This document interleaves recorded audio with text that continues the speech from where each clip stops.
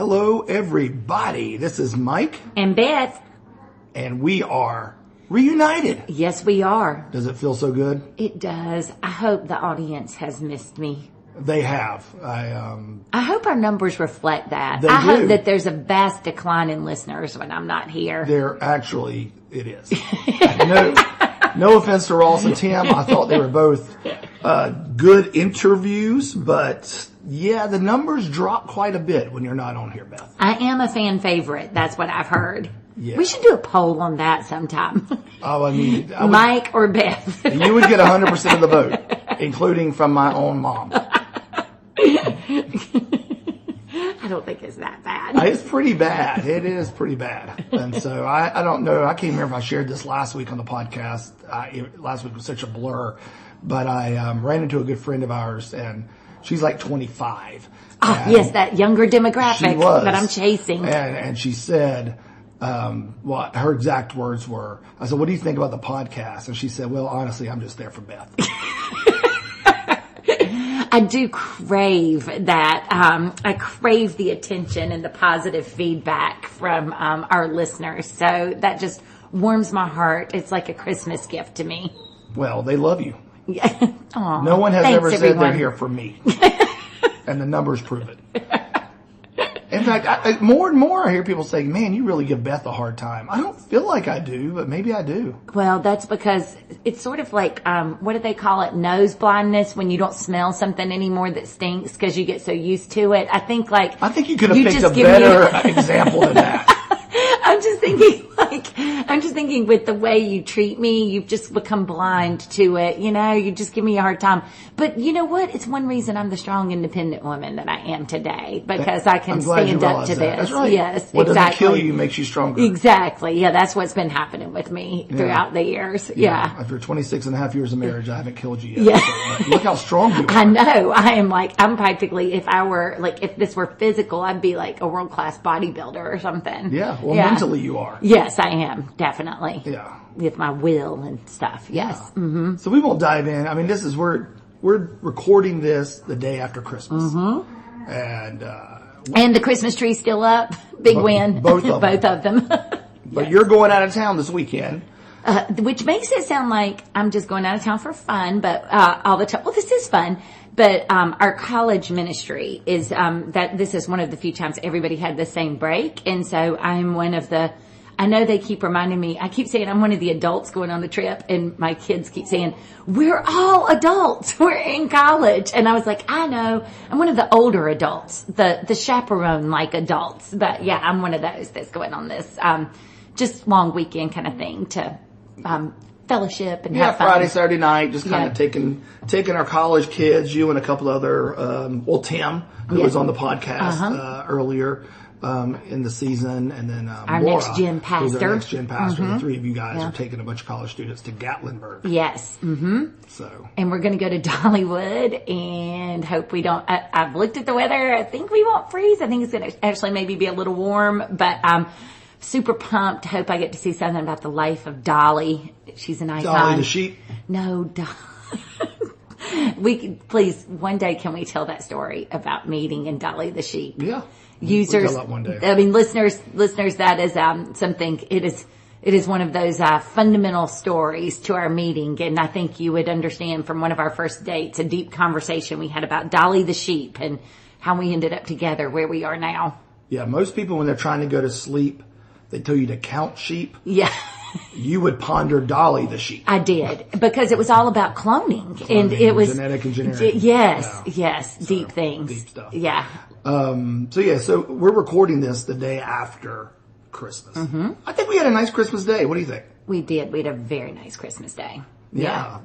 And I can't say that every year, because there have been years that weren't, but this one was one of the really good ones. Well, last year I had the flu. Yes, you were very sick. I was very sick. Yeah, so I was sleeping on an air mattress upstairs to be as far away from your flu germs as possible. Mm-hmm. Yeah. Yeah. So, but this year was really nice. The kids were, all in great moods, and the gifts were fun this year, and we had a few surprises in there, which is really hard to do with adult young adult children, I think. I think everyone had at least one surprise. They did. Everybody here had at least one, thing that they were like, oh man, I didn't know that. I was going to get this. This is great. And I was pretty proud of myself because Mike's a master gift giver. I've written about that because I have some blogs and I did like an Advent challenge and I even wrote about how good he is at giving gifts. But I had a few things that I got for the kids that I felt good about. But I will say the stuff of legends. We had a cold weather. I think because I'd returned from Germany and it was so cold, there was a cold weather theme. So I got all the kids. I think this is a great practical gift, but electric hand warmers. And they all, relentlessly made fun of me for it. But I think that is not one that I'm super proud of. I'm not saying that, but I'm saying like, it was very good gift when your hands are cold. It was less about the gift itself and more about how it was presented. Josh opened his. It was like, oh, wow, electric hand warmers. And then Jacob had the exact same package. And he was like, oh, let me guess, an electric hand warmer. And by the time it got to Maria, she was like, oh, I wonder what this is, an electric hand warmer. But then when they get some of the thermal socks and stuff, but one day when they're cold, they're going to be like, oh, my mom thought about me. But that, again, we won't go into the gifts and stuff, but I was a little proud of myself because I did pull off a few good gifts, which is really stressful and challenging for me. Well, let's talk about what was the big surprise gift I gave you. A stand-up paddleboard, and it's inflatable. So I love stand-up paddleboarding, and when we went on one of our all-inclusive trips, we'd just done one of those, I think, for the first time 2 years ago, but they had included in it water sports. So every day, pretty much, I wanted to snorkel, and if I wasn't snorkeling, I love to do the stand-up paddleboard, and I just think it's fun. You're very good at it. Oh, thank you. I'm not. It was awful. I mean... Yeah, you didn't last long out there. It was bad. But I feel like it's also so good for you to work on, balance and stuff. Yeah. But it's a totally different feel to like sitting down and kayaking. And it's a lot of fun. And so I really liked it and got like kind of attached to the idea of stand-up paddleboards. And so... Well, and I was telling Ross about it. I was like, hey, I got Beth a stand-up paddleboard. And I was like, she's good at it. I'm not. And I was like, I don't even try anymore.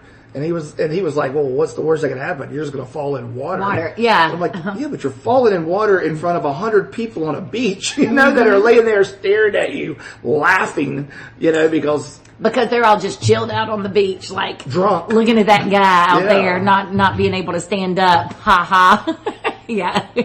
So yeah, and for me, one of the gifts you gave me was really cool because, as you've heard us talk about our Big 12, Beth came up with a great idea of trying to do 12 new things this year that we just turned 50. So what's 12 things we can each try separately? And this is going to sound stupid, but I don't know why. I've always been interested in improv and wanting to try an improv class. And all we can think of when he says this is Michael Scott when he's in the improv class whispering, I have a gun, because they had told him that he could not do that in improv class, but he did it in every class. So I always think that that's what Mike's going to do in improv class. I probably will. It's like those are going to be stuck in my head. Yes. But yeah, so Beth got me classes, improv classes. Yes. So yeah. I'll let you know how that goes. But that's one of my Big 12 is to take an improv class. The other thing, I think it surprised you that I was pretty proud. Jacob had called and was trying to think of something, and I told him one of your things was wanting to tent camp. And so he's already found a location for a park, and also you wanted to do something just with each of the kids. And so that's something, I mean, you may do something else with Jacob, but that's like a little trip you and Jacob can do together. I do think there was a theme for us. We gave gifts. We did have some, just like we talked about, but a lot of our gifts are experiences. They're kind of like the gifts that keep giving. Like for Maria's obsession with Disney, and she will say this is her favorite gift because it's a year of fun, but we let her get an annual pass or purchase an annual pass for her and for Disney so she can continue to go visit friends and while they're down there, because her friends will get them free since they work there, but that'll allow her to go back and get in. And so she's super pumped about that. And then like Jacob giving you that experience gift, giving the improv, and even the paddleboard, that's a gift, but it's really a gift so that we can have Well, experiences Jacob together. Jacob goes to Appalachian yeah. State, which is up in the mountains of western North Carolina. And he's really got into snowboarding. And so last year we got him some like beginner snowboard stuff because we didn't know if he'd like it or not. Right. And he's fallen in love with it. And so this year was the upgrades. You know, he got a lot of really nice gear and he's so excited to go try that. So again, every present that he had pretty much is snowboarding. Yeah. Stuff that will allow him to go throughout the year and do stuff he loves. Yeah. One other reflection I had on Christmas that I told Mike, usually he's generating a lot of the ideas for this, but I read a lot and it made me sad, or talked to a lot of women who were super stressed. And I don't want to say like I wasn't stressed about Christmas, because I was. I think every person, though, who cares about, you know, the experience and giving good gifts and stuff is stressed, man or woman. But women tend to be even more stressed. And I think because just like so many things in life that women do, they take on so many of the burdens. I don't want to just say domestic, but household responsibilities. And so many women were responsible, I feel like, for all the cooking and all the cleaning and all the prep and all the gift giving.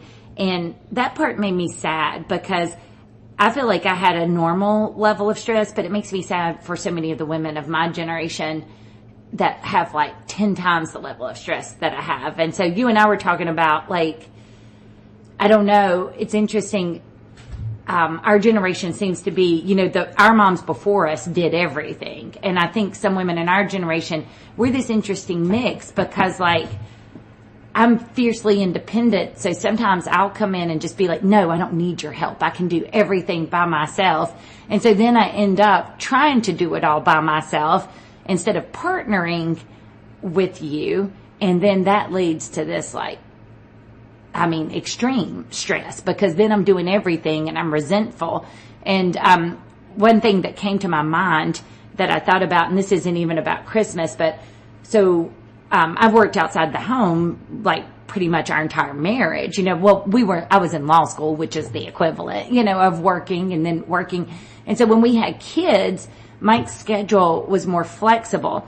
And so Well, only worked 2 hours a week. Well, yeah, good point. I mean, he didn't really do anything, you know. So the boys, it was easy, like Jacob, getting him in like a pre-K class and stuff, you know, they don't have that much hair. They just kind of throw on some clothes or whatever. You know, they're pretty easy. Or if you're like Josh, he just slept in the clothes he was going to wear to school. Well, yeah. Day. And then you just kind of shake your hair out. You know, you just shake your head around and that kind of does the hair if you're like Josh. But with Maria, she had long hair when she was young.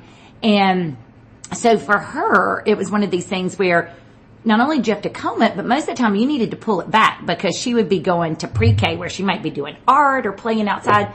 So she'd need braids, and I knew how to French braid and do ponytails and would do these little things.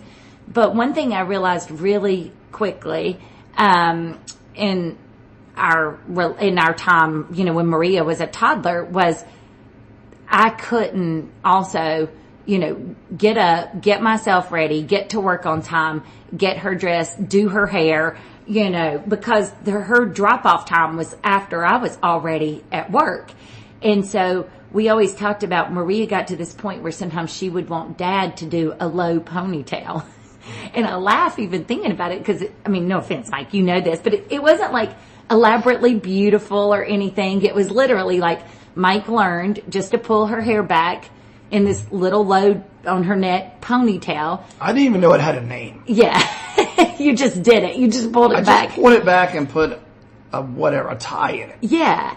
And like, I don't have a lot of experience with hair, Beth. For those of you who haven't seen Mike, he doesn't have any hair. That was also the subject of many jokes and some games we played over Christmas. But anyway, so for Maria, though, the point of this story is I had to let go, I think, of some ideas about me being the one who always fixed her hair. I also had to let go of caring about judgment. Because, you know, as women, I do think other women sometimes will look and be like, look at that kid's hair. You'd think, you know, her mom would do a better job with it or something. I had to let go of that because, I mean, it wasn't like it wasn't clean or anything combed, but it wasn't, you know, immaculately done or in some beautiful French braid.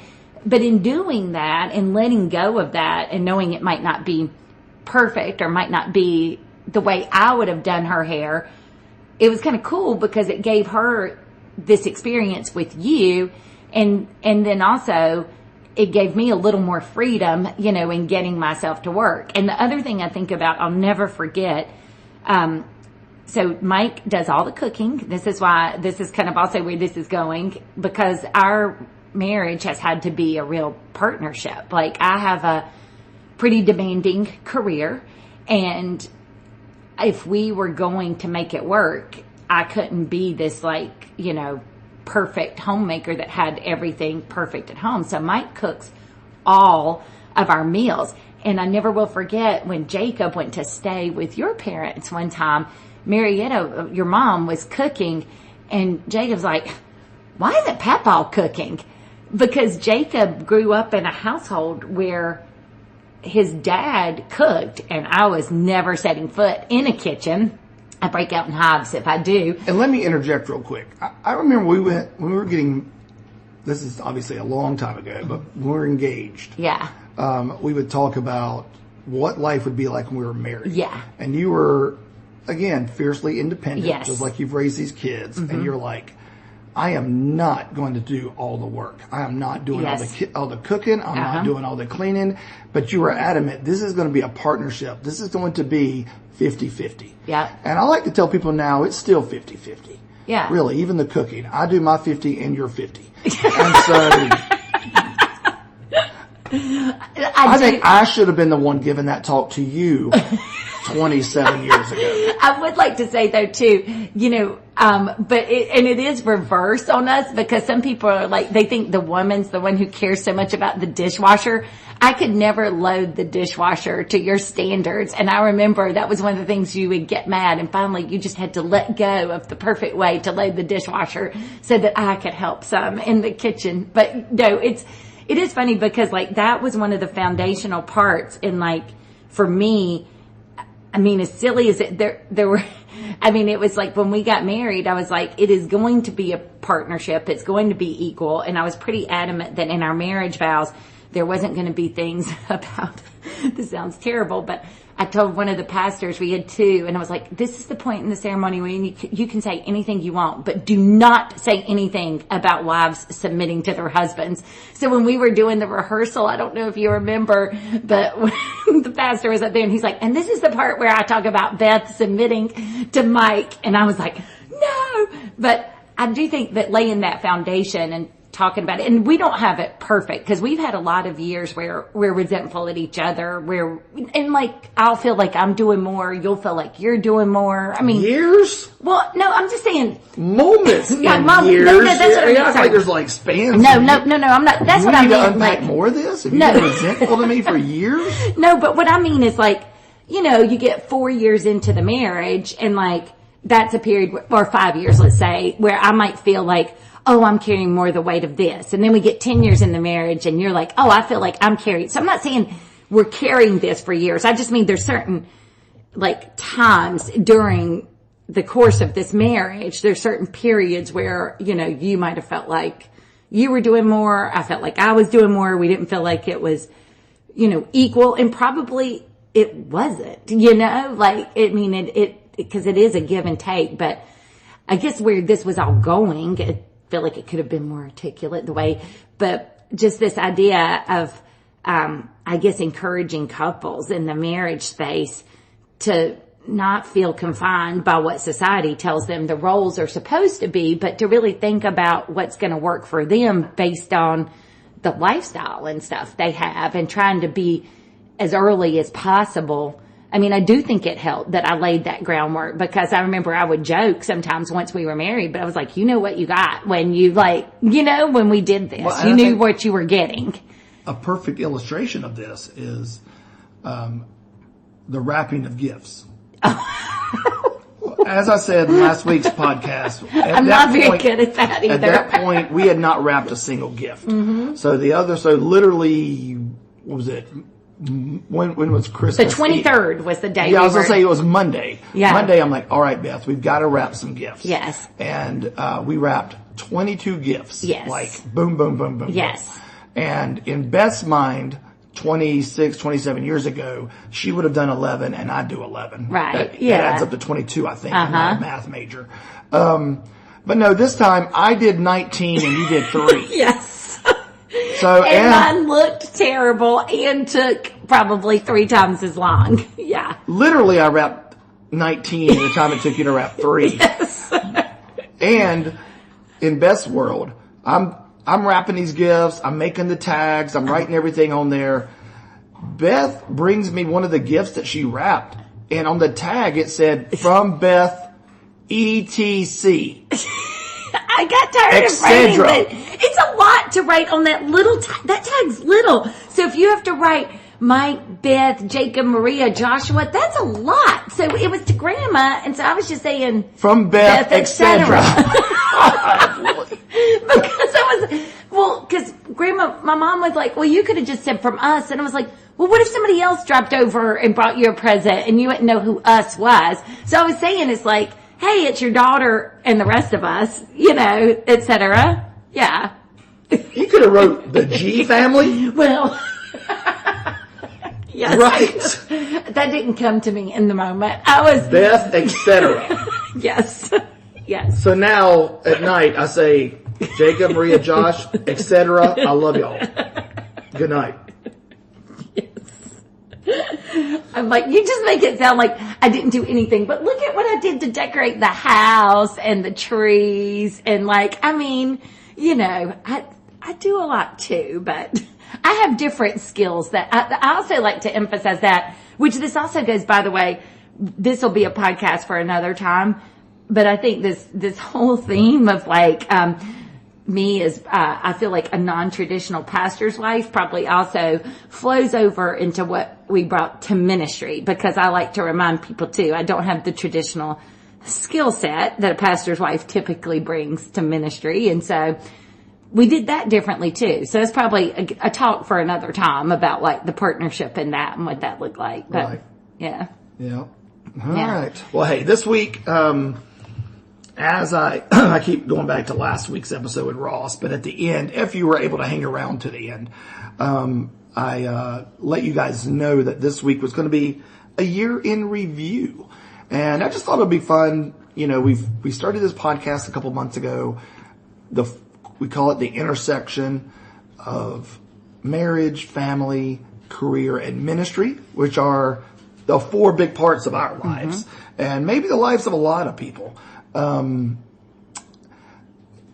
thought it'd be neat if you and I sat down and said, all right, what's one highlight we had from 2024 in our marriage? What's one highlight from family, one highlight from career, one highlight from ministry? And then we look and we say, all right, what's a goal? What's one goal in each of those 4 categories for 2025? Beth has come up with a list. I've come up with a list. We have not compared at all. So this is going to be brand new to you guys listening and to us, but we don't have to spend a lot of time on each one, but just kind of a quick 30,000 foot flyover of, hey, here was my number 1. This is a highlight for me. And we'll just go ahead and say this. I don't know about you. It was tough. I mean, there was, in each of them, I could have picked 2 or 3 different highlights.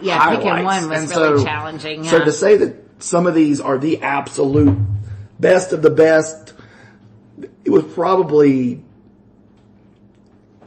1A to 1B. Right. You know what I mean? Like we had to just come up with one. I knew we'd be here all day if we listed a bunch of stuff. So these are just, some things that as we look back at 2024, this may be something that we remember as a highlight in each of these categories. So I'm going to let, ladies go first. So Beth, starting off with marriage, what was a highlight in marriage this year?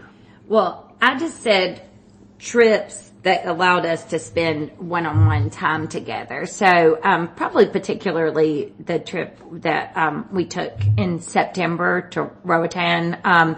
We went to this resort and, I don't know, it's so hard to describe it because it was rustic, I guess, in some way. I mean, it was nice, but also, it was what they call boutique resort. Right, yeah. But not it is all inclusive, but there's only 12 bedrooms. Yeah. And we just happened to be there, and for most of the week, it was Mike and me, and then our friend that we met, Eric, this one man by himself that was there. And it was just magical, I feel like, because for the most part, we felt like we had this entire property to ourselves. And the reason I say it was a little unique, though, it was rustic. I mean, it had like, it wasn't like super fancy. It's not like the Ritz where you're having, like, I don't know, turn down service and stuff. It was more basic than that, but the outdoor grounds were just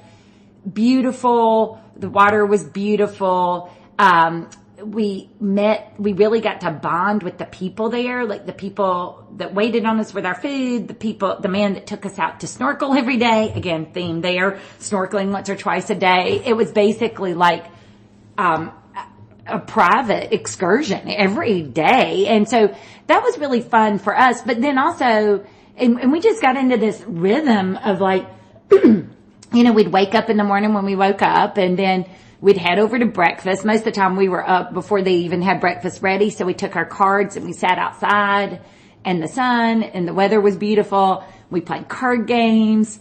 Then we would eat. Then we'd go snorkeling. Then, it was just this, really nice time of like unplanned, unscheduled time that we just got to like really enjoy our time together as a couple. And I think, the reason that was so precious is because you just don't get to do, like, when you have busy careers, you have kids, you have responsibilities, you have your family, you have all those responsibilities, that time is really hard to come by, I think. And so it just allowed us, I think, to reconnect in a way and just have fun together. And sometimes you don't get to do that.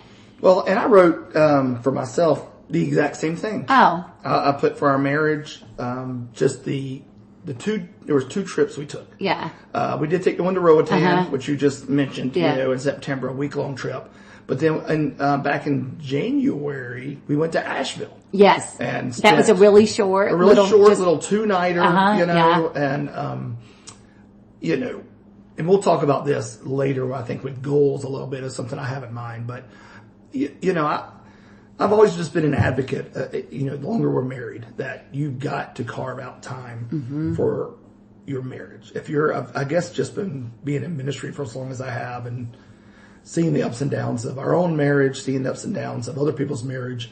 A lot of people get to that, we've been married 26 years. A lot of people get that like 20-year mark and the kids start to move out, and then the couples realize they have nothing in common, and then they end up, there's a lot of divorce, I feel like, and separation in those early 20s of years, once you've been there. And I think a lot of it is because they haven't been intentional with date night. They haven't been intentional with weekend trips. They haven't been intentional with vacations without the kids. And so those are, I put down for our marriage, the two trips that jump out at me was Asheville, just you and I. We went and parked our car at our hotel in downtown Asheville, and we never drove it, I don't think. I think we walked about everywhere and just went and did a bunch of cool stuff. Like the Lunchbox Museum and even that little pinball. Yeah. We just went in and played pinball. For hours. Yeah. I mean, just corny stuff like that. Yeah. And then the same with Roatan, just being able to be there at the resort and just hanging out together. So that was it. So there we go. So if we're on the newlywed game, we just got that. Oh, yes, we're golden there. And I'll go ahead. We'll just alternate. Like, you goes first. For family, I said. No. You didn't put your goal. Or are we doing that? We'll do that after. Okay, sorry. We'll go ahead. Yep, got it. Okay, go ahead. Or we can do it now. No, you go ahead. All Whatever right. you think. Go ahead. I'm cool.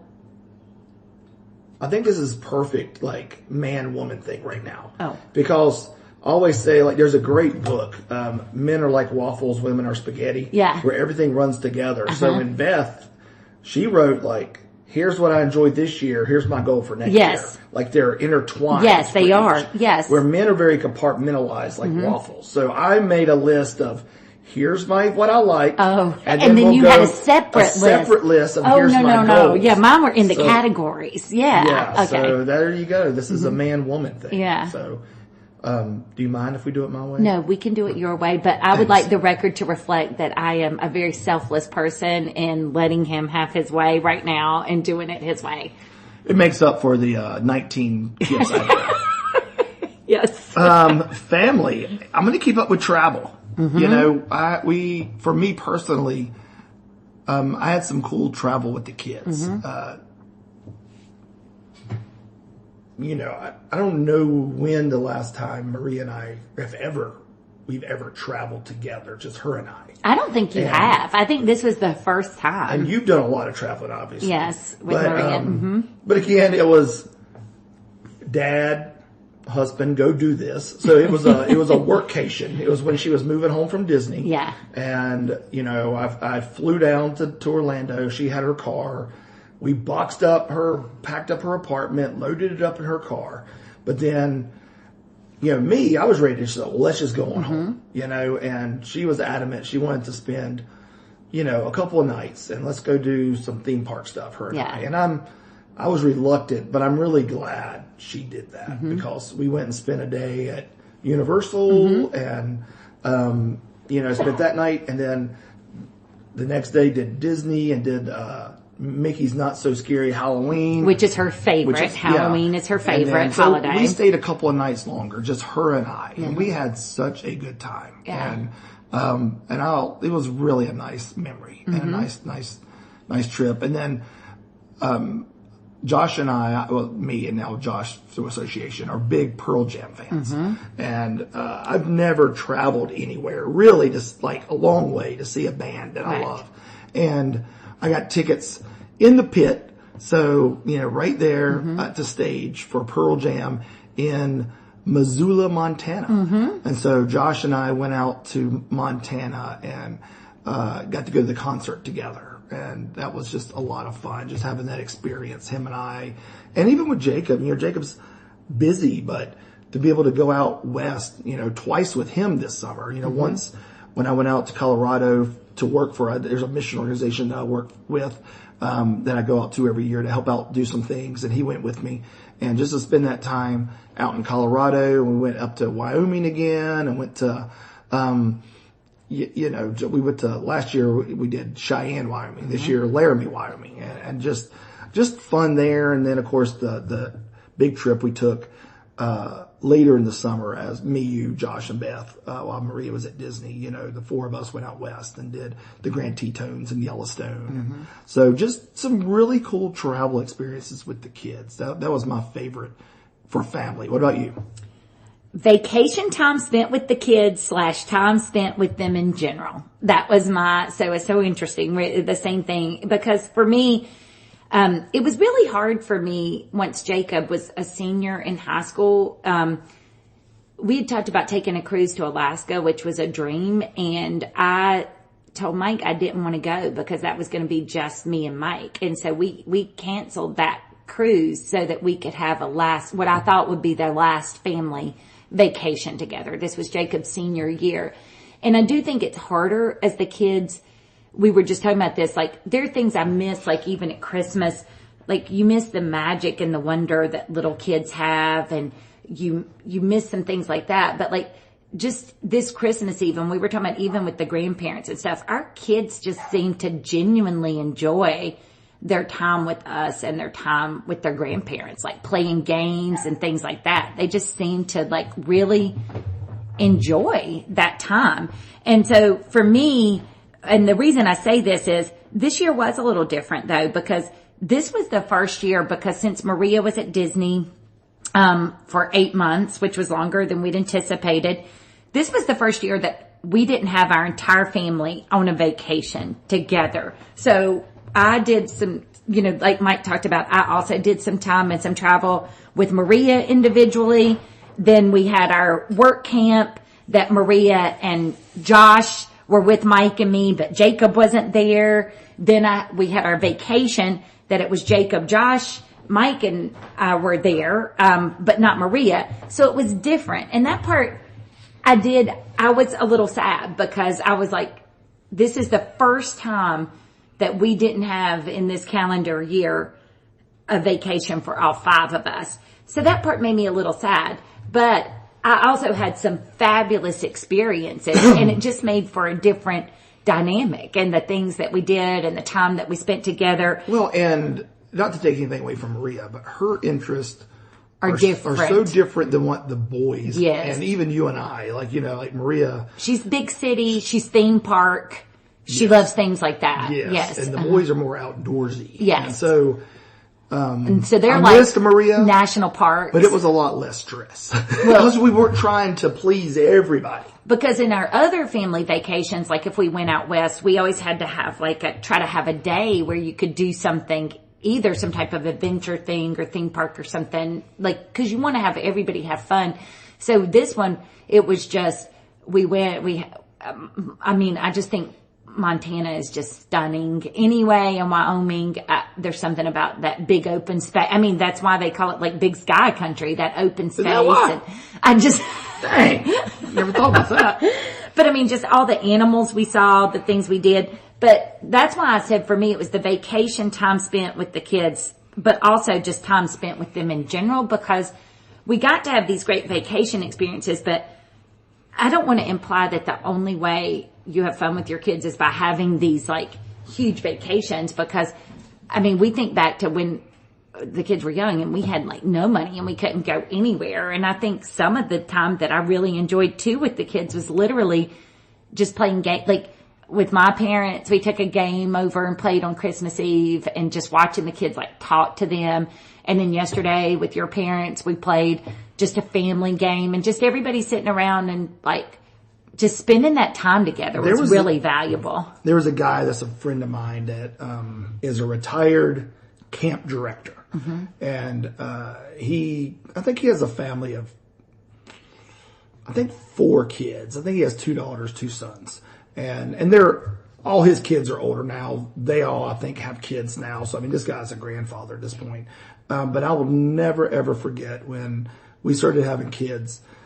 We were talking, and I was talking to him about something about trying to figure out trips or vacations. I was talking to him about this, and he told me something I'll never forget. He said, look, he was like, you'll never be able to get everybody to agree to do everything. Mm-hmm.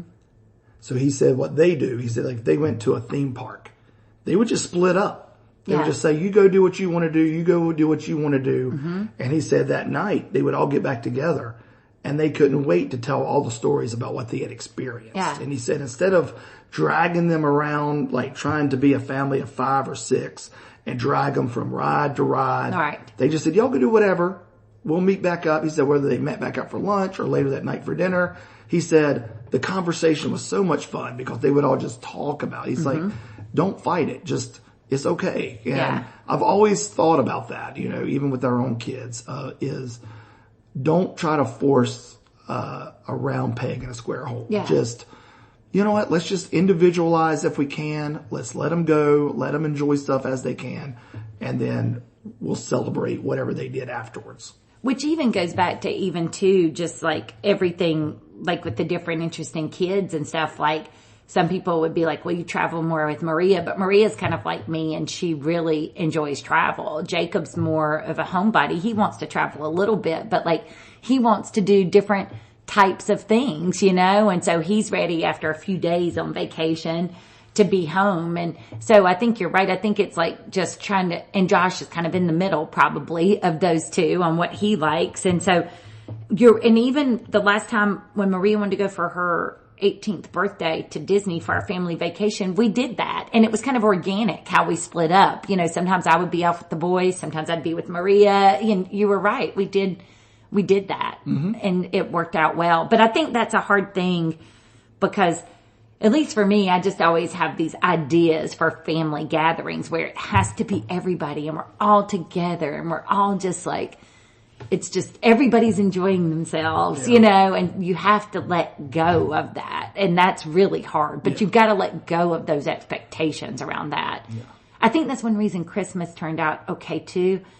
I tried to let go of like these really high expectations of what it would look like, and so that's the secret more relaxed of a great family Christmas. Have your expectations as low as possible. So then anything that happens is going to exceed them. There you go. As long as somebody wasn't crying or storming off, yelling at each other, then it's great. Yeah, socks again. Exactly.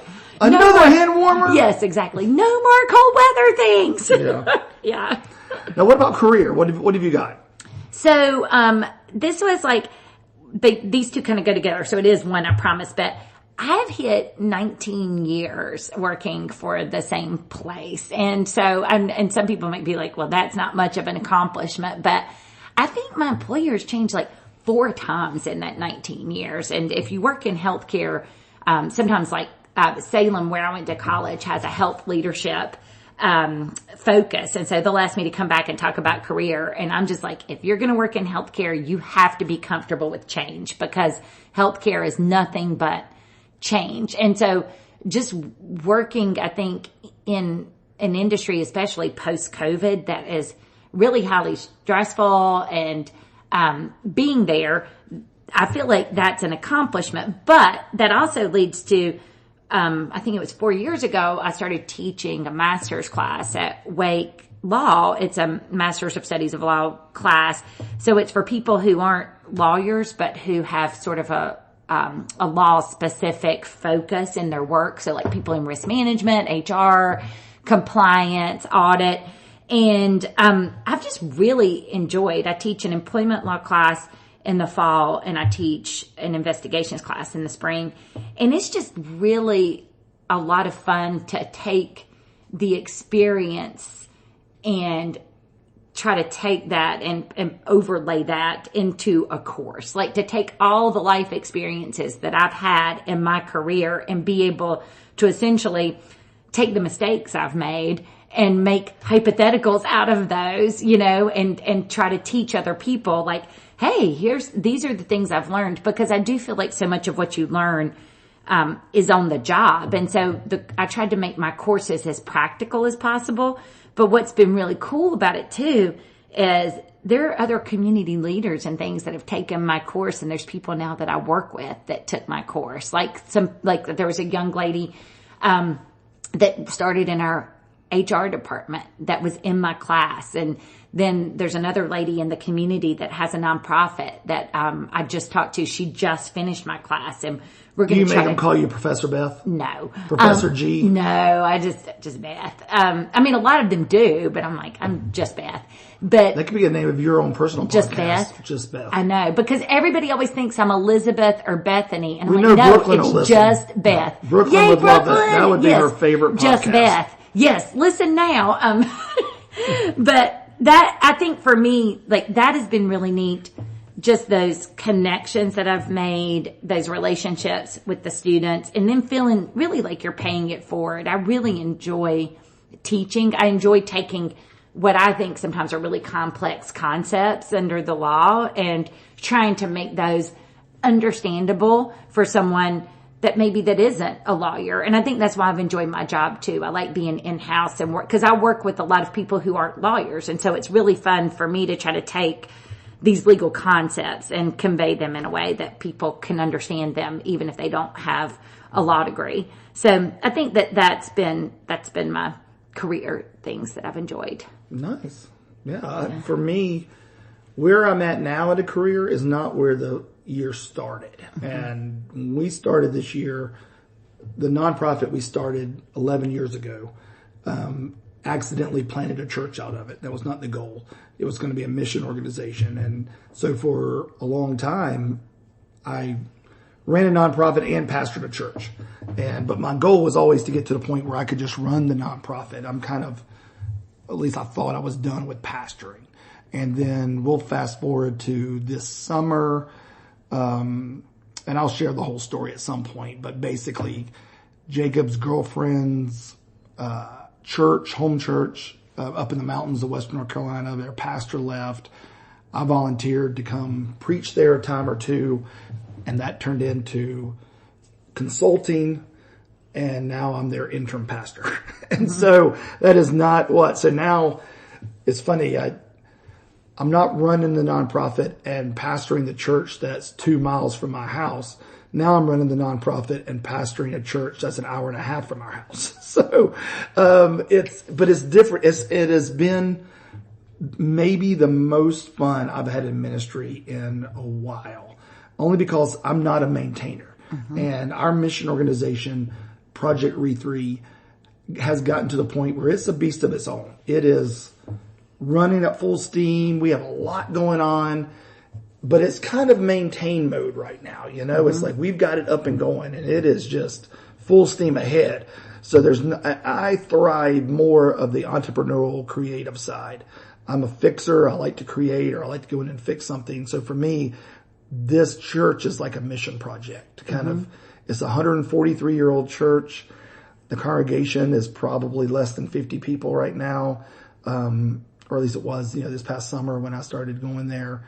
Now it's probably less than 30. No, it's grown a little bit. It's the, what is it? The slowest growing church. Slowest growing church in America. Under your leadership, yes. The congregation is older, but man, they are so much fun. And we are having a blast, and I am having such a good time there, and it feels right. And so, yeah, I'm pastoring again. I'm just pastoring in a way in a church and a congregation in an area that I never thought I would.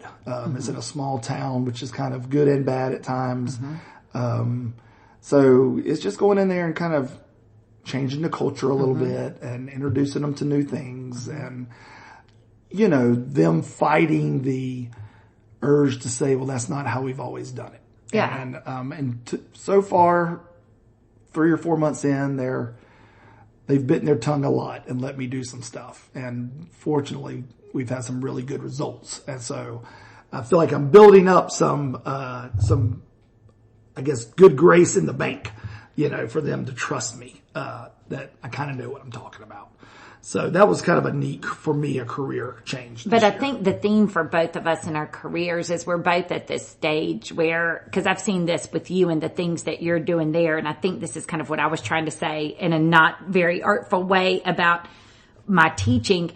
We are taking a lot of things that for us are second nature. Like you're taking a lot of concepts that we've already used, in our nonprofit and our church arm of that nonprofit here in Kernersville. And to us, it's second nature. Like, oh, well, let's do this type of outreach. Let's do that. But it's like groundbreaking in some place, but for us, it's second nature just because, again, we lived through it. We had these experiences through doing these and making some mistakes or doing certain stuff right. We kind of have a formula now for what works through our experiences. And so that's been fun to take these things that feel almost like second nature to us. They feel easy now. But to other people that haven't ever done this before, it's not easy and it isn't second nature. And so it's fun to kind of see it happen again somewhere else to see how it can work there too. Yeah. And lastly, ministry. For ministry for me, I wrote down a highlight for me this year is I built a house. And yes, that's cool. We took a team to Jamaica, 2 teams actually. I stayed for 2 weeks. We had 2 different teams come down, and we, for the first time in my ministry, was a part of a project that was pretty darn huge. And we literally built a house from scratch for a lady and her 4 kids, a single mom, 4 kids in Jamaica, rural Jamaica. And the people that we took, none of them do construction by trade. We took police officers, retirees, doctors. Yeah. We even took a high school senior, it was a hodgepodge of people. And in 2 weeks, we built a house, like legit built a house. Like from scratch, essentially. She could move in the day we left. And so to me, that was pretty impressive. It was, I was really proud of that. I was proud of the team. I'm limited. That's not my skill set, but to be able to put together a team and see God do something like that. And in just a 2-week period, that was, for me, ministry wise, was a big highlight for me. So for me, mine's like a hodgepodge of things, but they all fall under one thing. So it is one thing. But, this year I was appointed, given a title, Director of Missions and Outreach. And I think the reason that's been interesting for me is because I would try to explain who I was and Project Re3. And it was always like, well, I'm the co-founder. My husband and I started it. And so and as silly as it sounds, having a title makes the things that I'm doing feel a little more official, but also more cohesive, because I've always been involved in a lot of different things at the church and the Hope Center and in missions. But this kind of brings all those things together with the focus. So that's been neat. But in that role as Director of Missions and Outreach, I think two things that happened that I'm really proud of is, one is the Hope Center fundraising efforts. We decided we got some donors to do a $10,000 match so that we could try to raise some money, because when I looked at what we run the Hope Center on, it was like, we should be able to fund that. And so just working on that fundraising, which I am obviously not trained at, as a fundraiser or anything, but just, again, like you said, just doing something new, trying something new, and working collaboratively with the group to do that, to fund the Hope Center, has been really fun. And then our women's ministry, which is another form of outreach. I think previously my heart was so much in missions. It was always like, what mission team am I leading? What am I doing? But this year just had, I feel like, a lot of work in our women's ministry. And two things that we did in January, and we have one coming up, we do a half-day retreat, and usually get a lot of positive feedback, like just allowing space for women to come talk and answer questions. I mean, just whatever they're struggling with that goes with the theme, to be inspired, I hope, to do some creative things, like doing that in January, and then having this series of women's events, and then just ended it. I did an Advent challenge where I wrote a reflection for every day of Advent, and it was a lot of work, but a lot of women participated in it, and not just from our church, just women from all over. And so those things, it just felt nice. But I think, again, it was kind of challenging myself to do some things that I'm not necessarily trained in or don't know what I'm doing, like the fundraising, but also doing some things that I've been doing all along, which is like just sharing some of my life experiences through writing. Those two things were kind of the highlights in that new role as Director of Missions and Outreach. And it's an unpaid role. Let's just point that out. Yes. I'm going to get a big bonus for meeting my goals this year. It's like I'll just call it, let's say I'll get it like a 50% bonus. 50% of zero is zero. Mm-hmm. Yes. But it is not an internship. It's not an unpaid internship. It's a permanent role. Yeah, it took you did an 11-year internship, and we finally brought you on to an unpaid role. Yes, exactly. Yes, please, younger folks listening to this is not the way to manage your career per se. But anyway, just don't give up on your dreams. That's what that tells me. Yeah, that is. Yeah, just keep plugging along. All right, we're going to hit some goals real quick. Again, we won't go into a lot of details. These won't take us much time. Yeah, I don't think now. But I like what Dave Ramsey says. Dave Ramsey says a goal without a plan is a dream. Yeah. And I think a lot of people think they have goals, but they don't put any plan in motion. Mm-hmm. They don't say, this is how I want to accomplish this. And then it ends up just becoming a dream, and they never accomplish that goal. And I think it's healthy to look and say, all right, in the new year, and I say this all the time, I feel like the first Sunday of every year I preach this. There is nothing magical about December 31st to January 1st. Mm-hmm. You don't wake up January 1st and all your bills are paid, everybody's healthy, you're happy in your job. Like, it doesn't. But mentally, there's something that happens. It's like a reset. It feels like a reset. Mm-hmm. And because it feels like a reset, you have new motivation.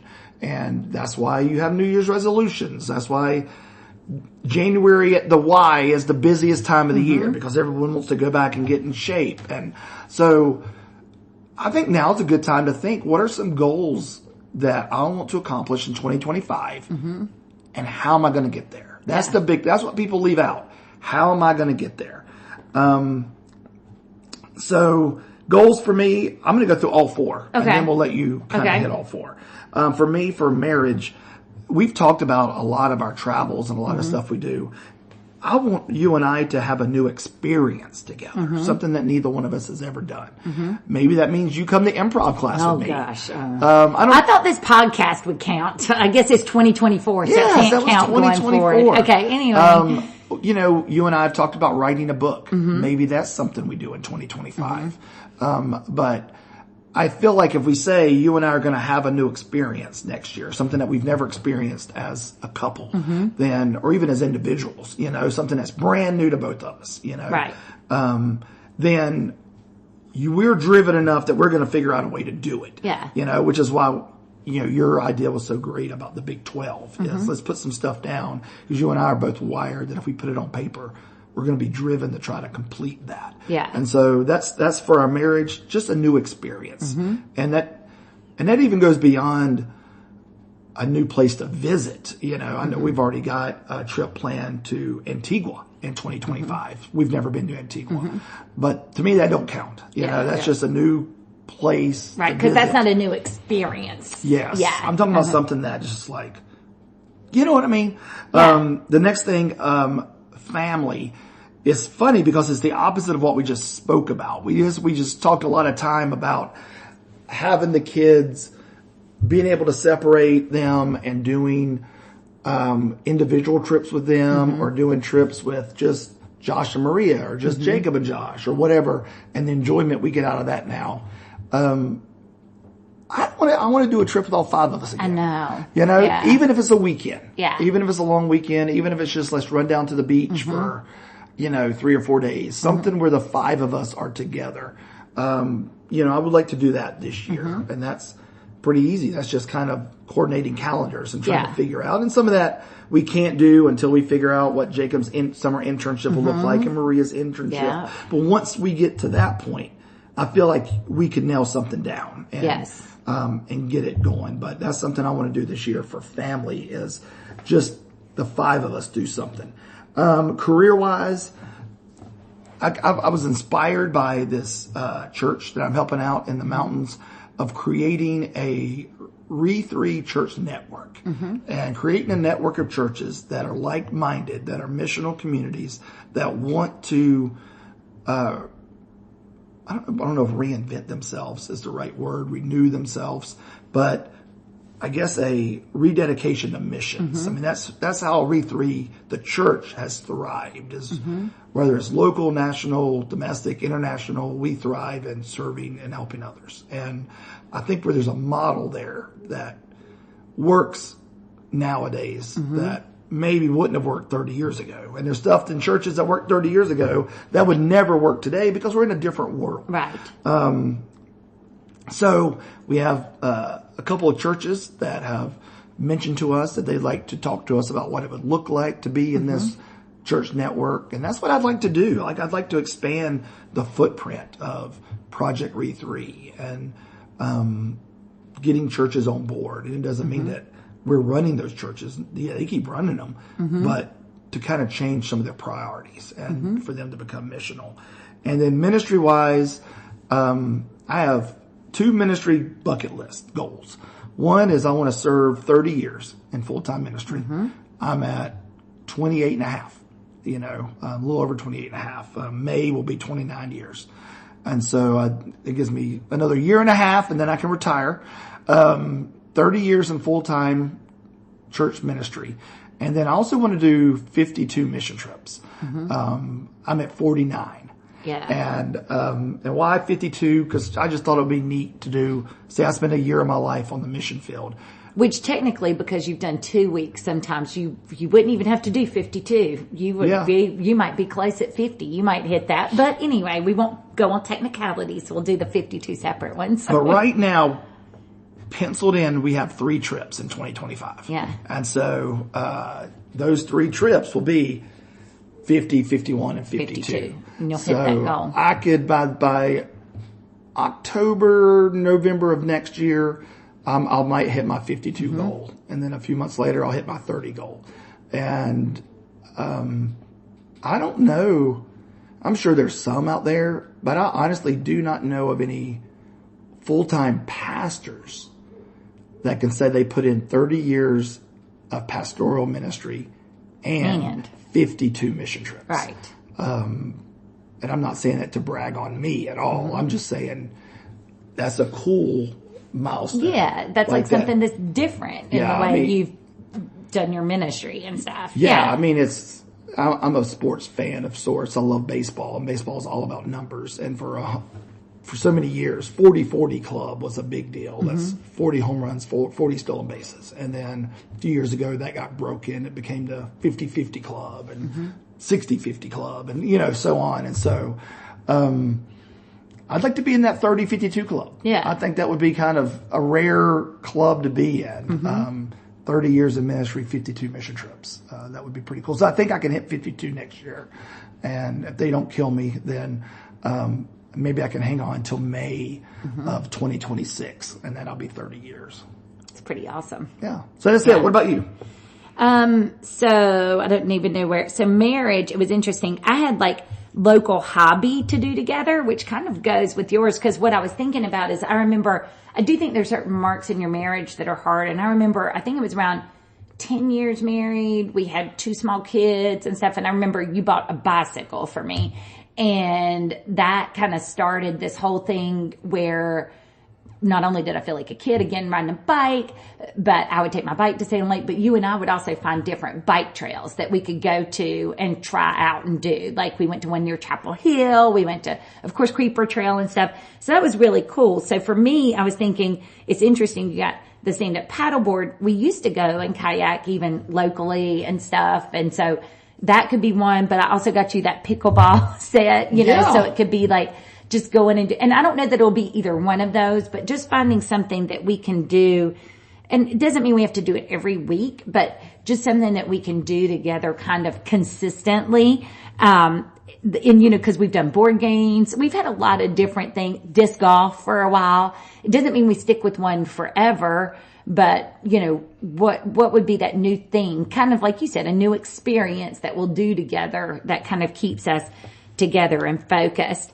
Family, and I know you're going to this one's a little more abstract, but not quite as focused, but I just said maximize my time with my family and also focusing on individual attention. And I feel like the time is so short, and I don't like sometimes thinking about as aging and me aging, the kids aging, time growing shorter.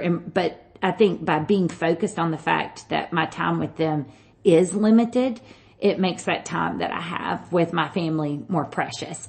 And so I think it just made me think of Wicked. Oh, really? I'm limited. But together we're unlimited.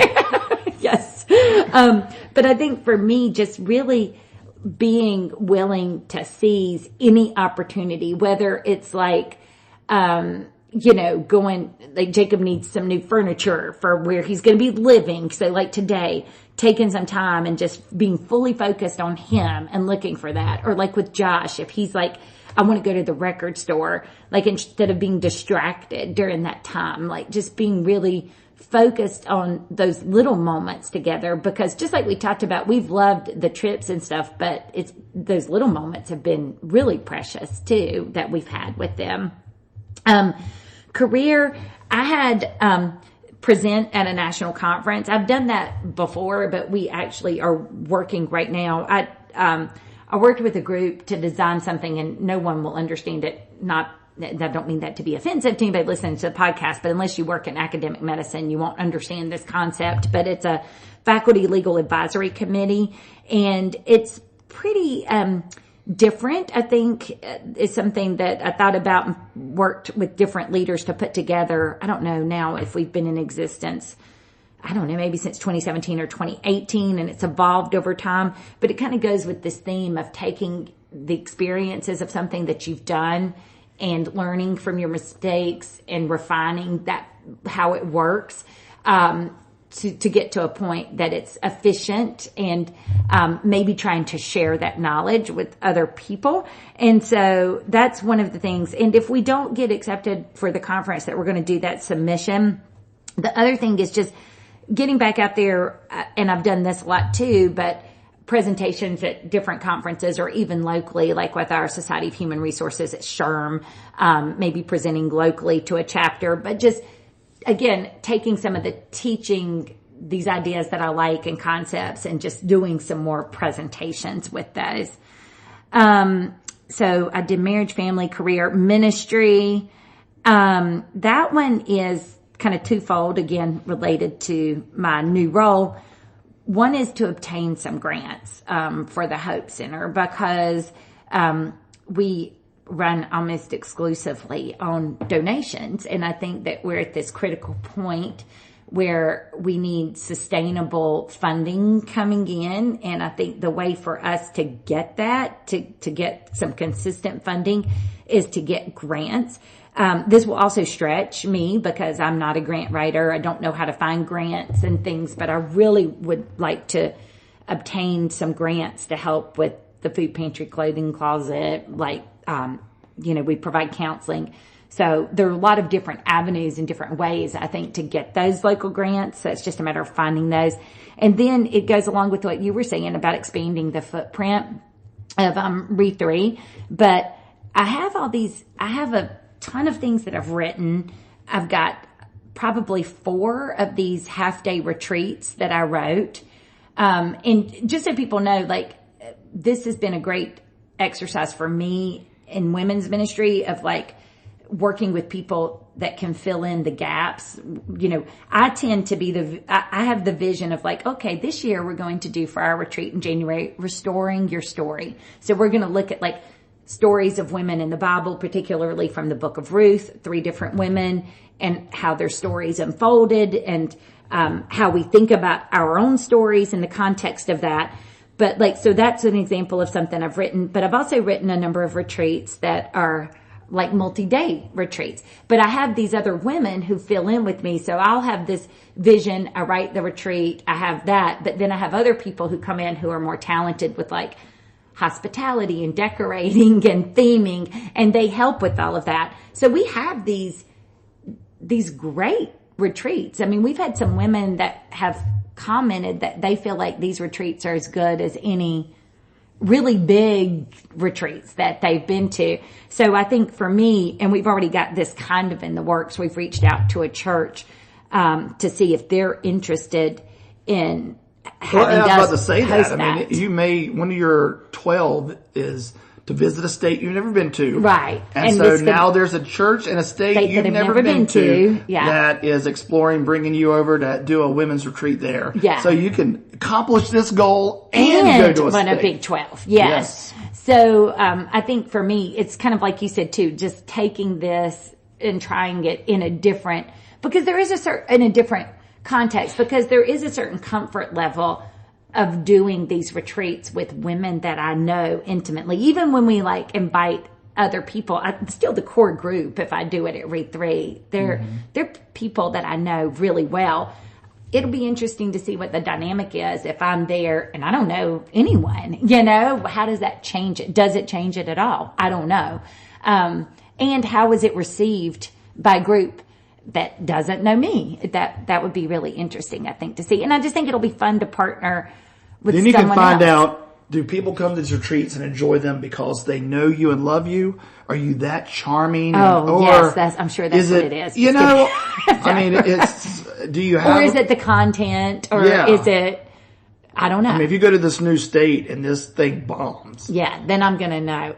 There's a lot there for you to have to unpack with your therapist. Yeah, I'm going to have a lot of therapy sessions about that. Yeah. Yeah. Wow. So that's it. But that's kind of cool how similar our goals were without even realizing it. That's pretty neat.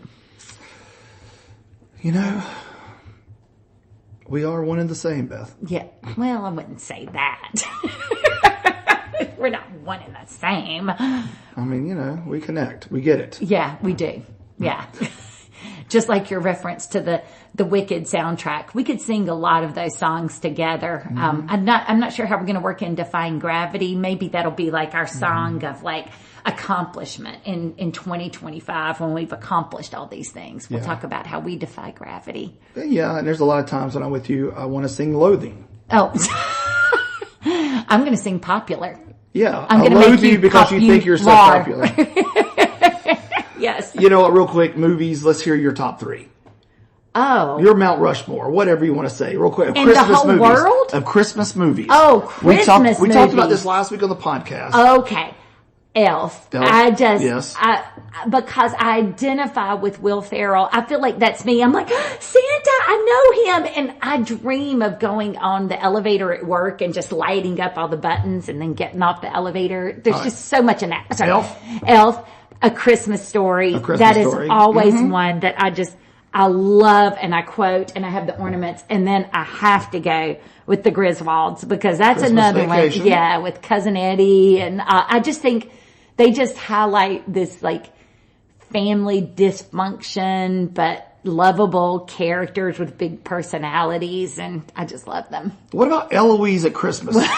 Yeah. So none of us knew that was like a real movie. And you found that one person. We had a listener post that as one of their top 3. Yeah. I was like, that's not even a real movie. Yeah. Eloise at Christmas. Yeah. Yeah. Except here's the crazy thing.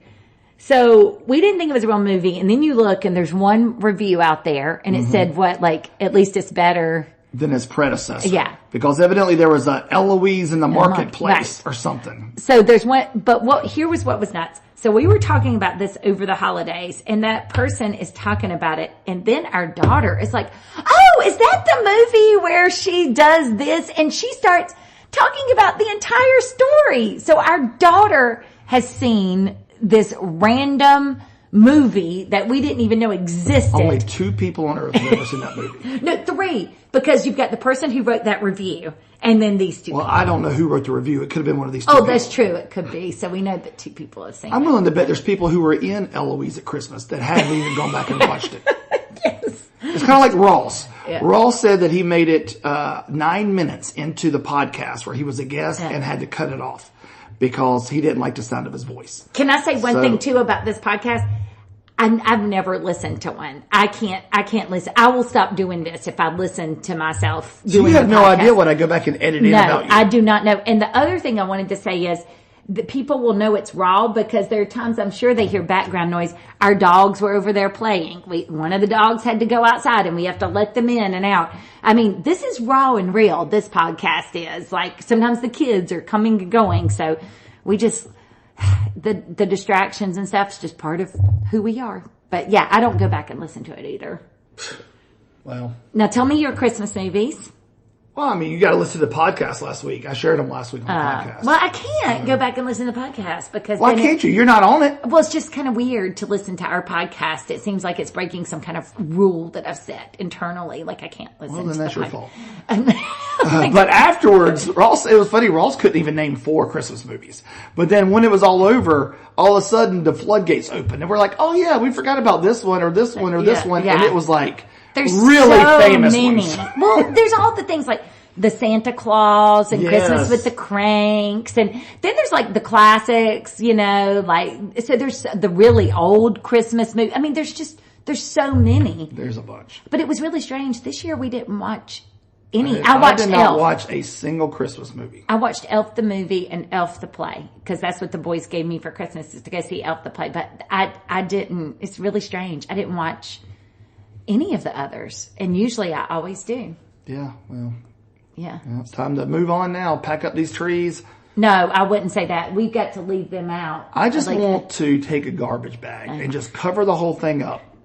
Oh, did I tell you my idea? Toss it. Yes, you told me your idea. For the tree closet? We don't have time for that. We're so over right now. It's not even worth bringing it up. But I can't. I shouldn't talk about it anyway in case I want to get like a patent for it to protect it. But yeah, I have a really good idea. This is probably going to be like an hour and a half podcast. Sorry, everybody. We didn't mean to. It's Mike's fault. It is my fault. It was so ambitious to do all this. That's a lot. It was a lot. Yeah. But, it's the end of the year. I think end of the year wrap-up shows can be a little lengthier. Should we promise that we'll do shorter podcasts in the future so we don't lose our listening audience? What if that's not what your fans want? Oh, they want more of us? Brooklyn wants more of you. She wants just Beth. I just need to go to coffee with Brooklyn, but then she may stop listening, so I probably shouldn't. Yeah, you don't want her to see the real you. Right now. Oh, come on. This is the real me. Yeah. Right now, she just has this image of who I am. You're like a celebrity. Yeah. Oh, I'll do autographs later if people want them. Headshots and autographs. Yeah. Yeah. We should do that. Yeah. I'm still waiting for that headshot we can put on our little podcast page. Remember I asked you for that? So No. if you don't get it for me, I said, do you have a picture you want to give me? I can add it to our bio. I don't remember this. And you were like, I'll pick out one. I don't want you to. I don't remember that. Okay, I'll put that on my to-do list. All right. Well, hey, next time you hear from us, it will be 2025. Crazy. Yes. Yes. So anyway, have a great New Year's, and we will talk to you